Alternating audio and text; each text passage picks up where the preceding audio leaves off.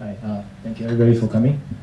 This is the session 119 overview of integrating Opti into HiKey620 AOSP builds. Just before I start, show a quick survey. Anyone here experienced with building AOSP?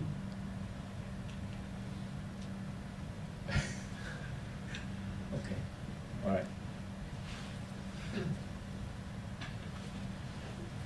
So agenda, first thing first, local manifest patches, customizing your own trusted applications, and then calling your trusted applications from AOSP, and then some improvements for the future. Okay, so first thing first, we want to make sure that you want to make sure that you can build AOSP, vanilla AOSP for your target platform. So basically, you just run through these commands, make sure you don't have any missing dependencies, any build errors or anything like that.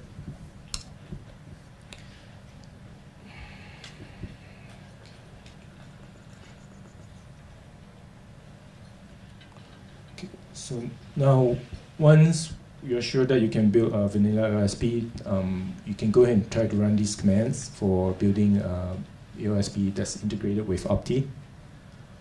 Basically, the only difference is we have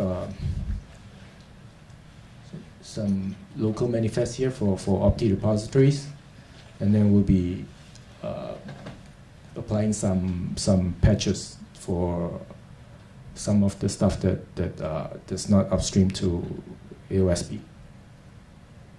Just one question. Yeah. After you do your patches, Trusty is no more. Can you speak into the mic because they need to record it? Yeah. Okay. Thank you.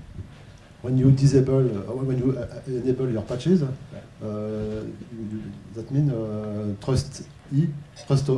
TrustOS is disabled. I mean the T version of Android is disabled, or is still running? No, in vanilla, this at least for HiKey, in vanilla OSP, TrustOS is not enabled. So okay. by applying the patches, we're actually enabling the TrustOS. Well, not enabling the Opti TrustOS. Yeah, but by default, Android comes with its own T version. It's Trusty. Not in HiKey though. I don't think so. Okay. At least I don't know the default for other stuff, but I think if anybody knows any differently, please correct me. But at least for HiKey, there's not a default TrustOS built into the. Because Android comes with a default T implementation. It comes with trusted firmware and then EDK2, and it will call into Linux. There's no, as far as I know, there's no. Okay. No, right? Yeah. I guess okay. It's included in source code, but I don't think it's enabled by default. I mean, you will get the Git and all the source code, but I don't think it's. Right. You might see the trusty source code in the source tree, but you need some flags to enable it. Okay, and then when we run the make, we have some. You need to specify some flags. That's most of these are. I'll explain later, but most of these are the T related flags. So if you notice here, here we're actually building master. Here we're building O, and Android 8. I'll explain in later slides. So manifest. So this is our local manifest that we get from our Git repository. Basically, it contains the repositories for the Opti stuff, and then also the kernel source for HiKey.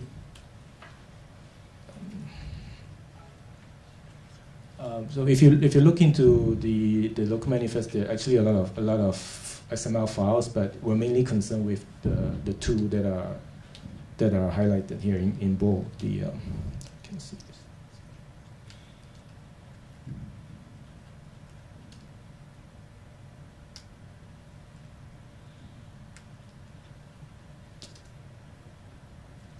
So yeah, so the HiKey one will be for the. Actually, let me go into the Opti one first. Opti one here, we're just telling telling repo to download the Opti test client OS and the examples.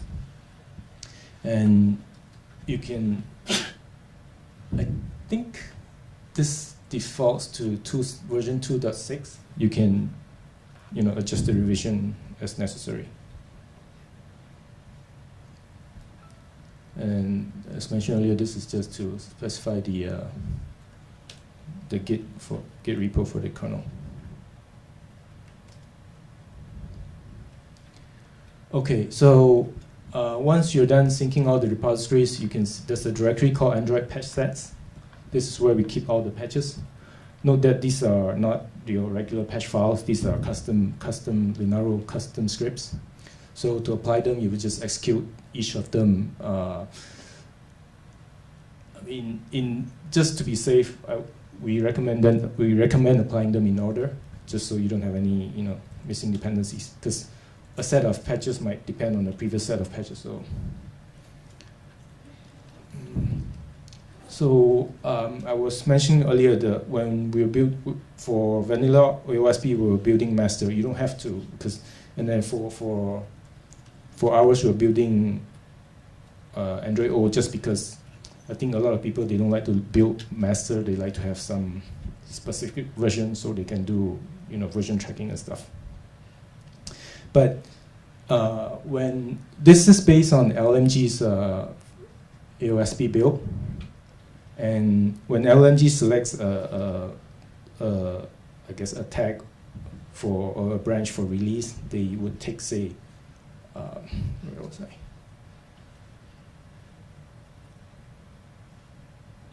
Sorry. Say this is 810R7, but 810R7 is not.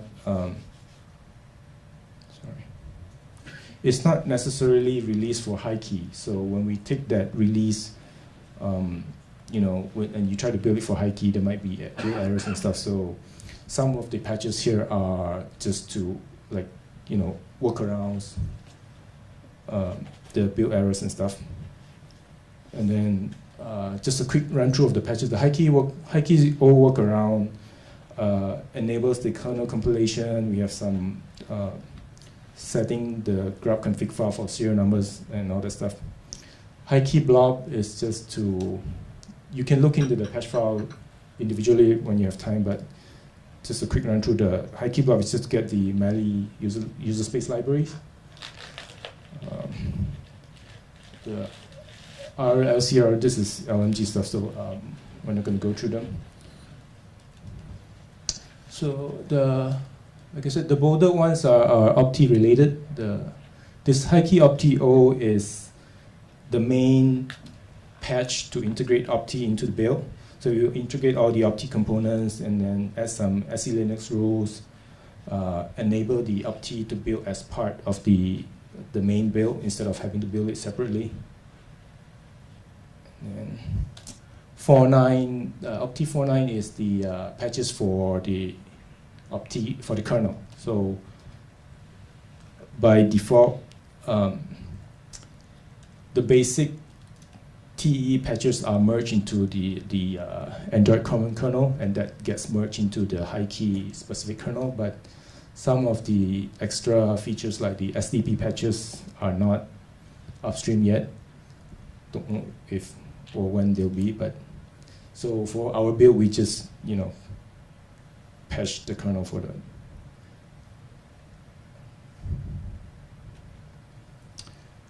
Opti master workaround, actually this, because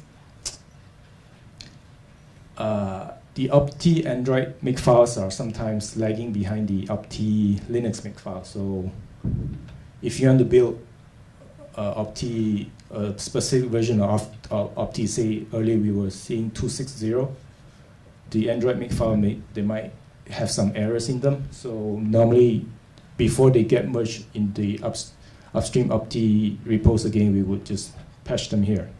So you have like Opti 2.6.0 workaround or Opti 2.5.0, 2.4.0 workaround.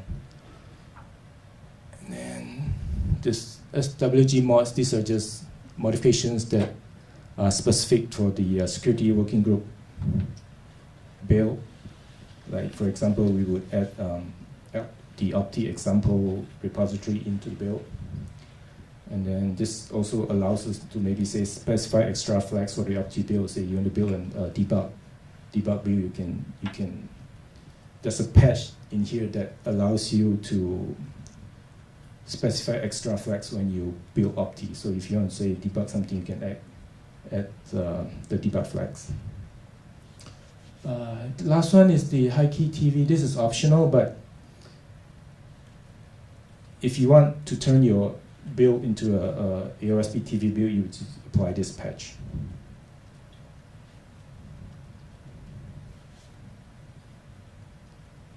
Okay. So this is the content of the actual patch file. So you see it's just basically going into our Garrett server and pulling the patches from over there. It's not limited to just the Garrett. You can be pulling specific patch from GitHub, or I think you can specify it to pull from anywhere you want. Okay. And the Garrett patch status has no bearing on this. So even if you submit a patch to Garrett and you abandon it, you can still use it and apply it.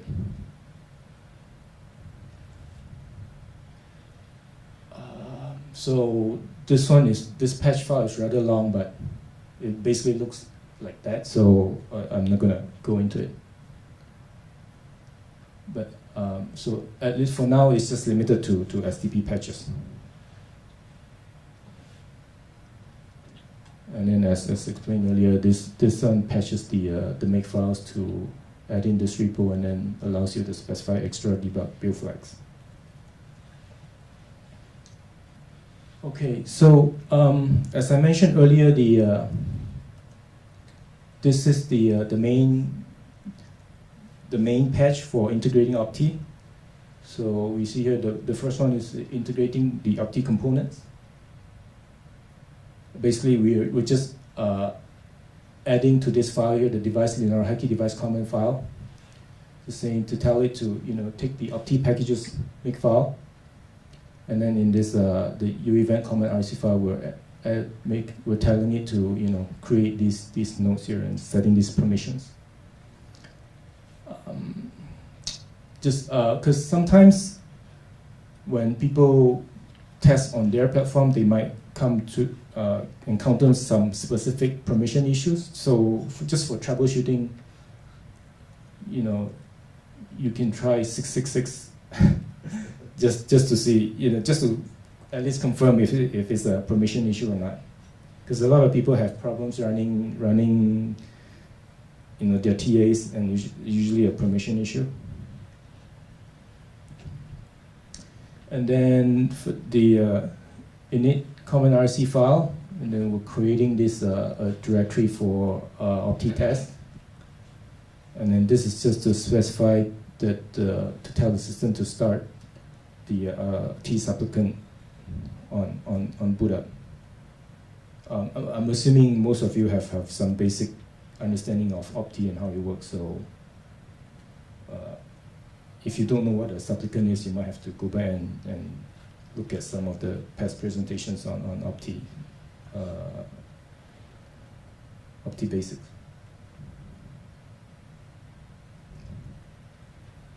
And then, so this is the main opti package make file. So we're just specifying some settings and configuration for the opti build, like the platform. If you want it to be a 64-bit build, where's the path to the directory, and then here we're just specifying what of the build artifacts that you want to add to your root file system. So we have the client library, the supplicant, and then all the trusted application files. So if you're adding your own, you want to add your executable and your UUID for your trusted application here.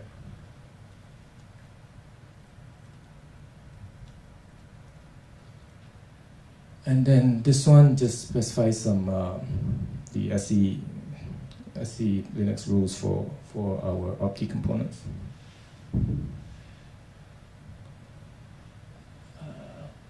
Same here. So it's a combination of these two files here.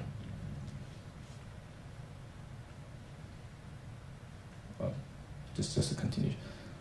So, sorry, I'm going a bit fast, but we only have 25 minutes, so if you go back and review this file, if you have any questions, feel free to contact me or post a question on our repository.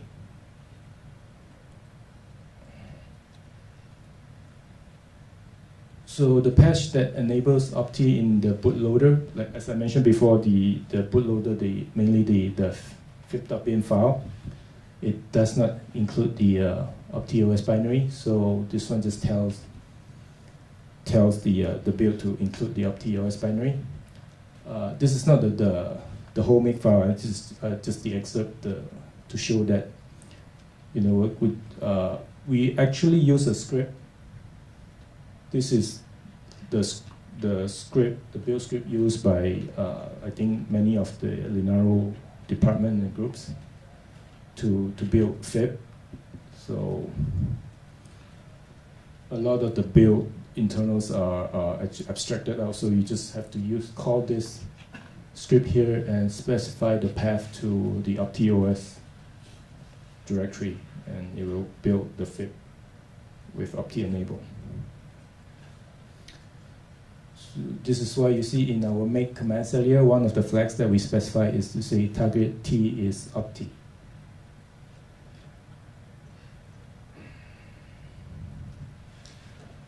Okay, this is a new file that's added to the directory.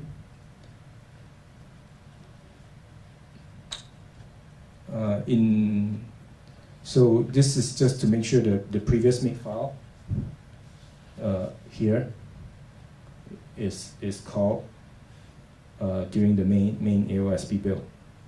Otherwise, you have to build the FIP.bin manually instead of part of the AOSP build. It's just more for convenience. Okay, this is just a continuation of this file here.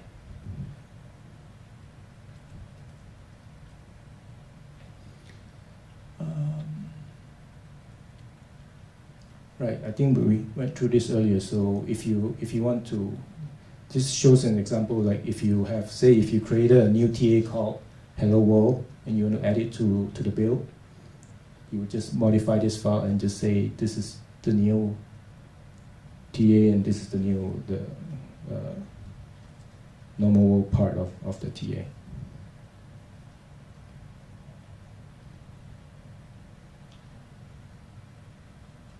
Right, so and I mentioned that there's a patch that allows us to specify debug builds. So this patch just adds the Opti extra flags option to the build, and here you can specify, debug, and then use the log level that you want to build. Otherwise, you get the default release build, so it doesn't show you a lot of debug prints.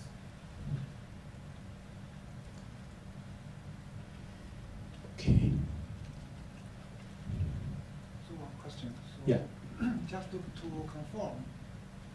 Can you use the mic, please?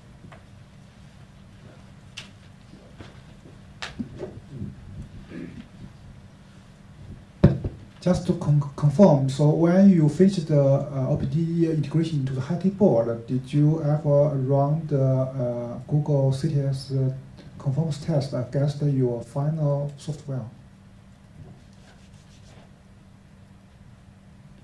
So, right, no. So CTS is only run on the basic build. We don't run CTS on right? Do we? For the LCR build, for the LCR build, we have the OPT integrated, and we run the CTS and other tests with OPT integrated with it. Okay, so it passed all the test cases. Because I just saw you have many SE Linux settings for the file permissions. So I just want to know how you set those kind of file permission mode.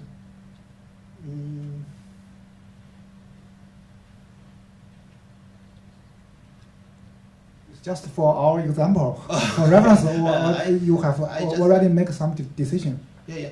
But CTS tests a lot of the basic user layers, user space stuff, right? It doesn't really touch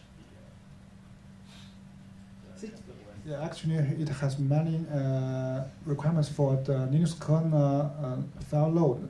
There are some security tests for in the CTS test, but till now I do not find any failures related to the OPT integration. Okay, thank you. Thank you. So this is a reference build, but there is still some limitation to this, which it actually relates to that. I'll explain to it in a little bit. So if someone wants to say you want to add your own custom trusted applications and CA and TA to the build, you can use this in the source tree. There's an external OPT examples directory that you can use as a reference. So basically, you need to assign a new UUID to your TA. Because of some dependencies, we recommend just building within the source tree and not outside.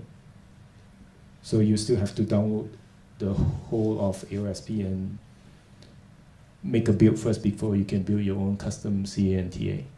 But once you're done with the, first build and you have all the dependencies available for your own stuff, you don't actually have to rebuild everything. You can just rebuild your executable on the normal world side and then rebuild your TA.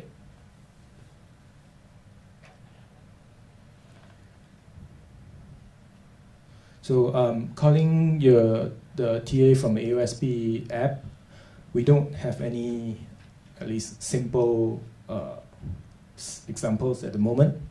The basic recommendation is to use JNI, and there's like a hello world JNI here.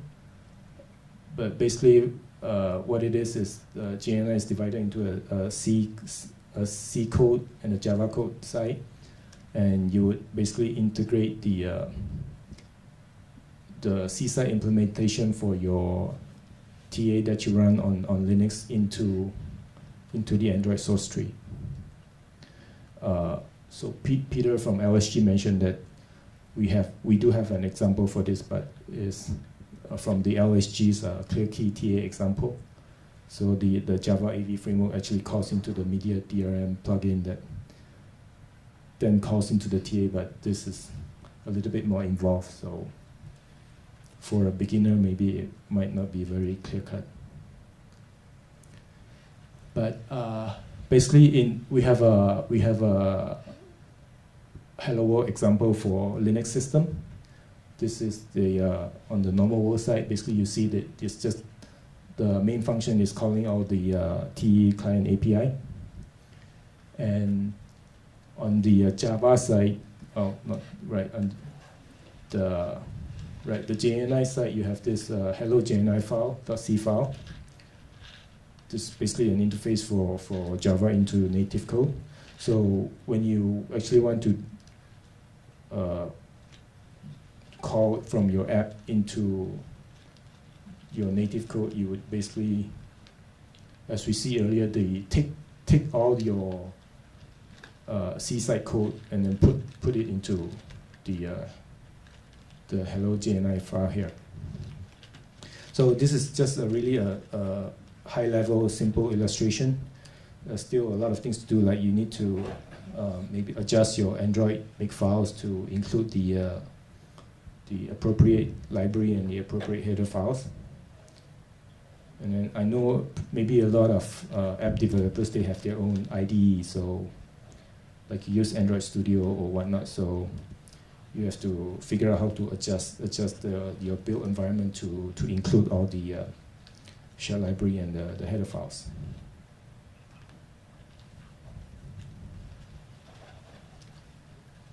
So one of our users encountered an error when building. So it was because the client API header file didn't have this extern C, so this actually was fixed in this commit, I think. So if you're using a version that's before this, I think 260 has this problem as well. So if you're using 260, if you're using anything before this commit, you have to make sure this is there.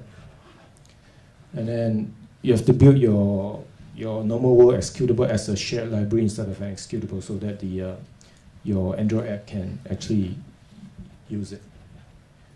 And then once you're done building, push your app to the target and try to run it. Again, so this is some of the limitations that we're still facing and which are possible work for the future. So the apps by default have no access to kernel drivers. As I said, permission issues earlier. So the proper way to fix it would be to define SELinux rules. For testing, you can disable SELinux and then check the dev-t file permissions, as I mentioned earlier, and also running as root. So in our CI right now, we are actually running xtest, but we're actually running this as root at the moment. We do have rules for running it as shell, but I think there are still several errors here and there that we have to fix. Right. Okay. So room for improvements in the future. Create a CI loop for HiKey Opti AOSP builds. This just actually got done a few days ago, I think, so that any new changes in Opti we can try to detect to see if it will cause any build errors in the AOSP build. Since building this is a lot of manual steps, so maybe we can possibly try to consider a build script and even put in a container just so that we don't have any missing dependencies. Okay, improve the SELinux rules. Write some simple apps for users as a reference, and then this support full travel in the future. There's one member raised a question of whether we should put all the Opti components in the system versus vendor partition, but that's sort of for the future right now. Okay, so this is just to say that if we have a build, it might be more difficult for the regular user to debug if they ever have a build error. And then again, we don't have a simple example of an app, but LSGA provides the ExoPlayer app, which integrates into the DRM plugin and the ClearKTA as mentioned earlier. So if you want, you can try it out, download it and try it out at this URL here.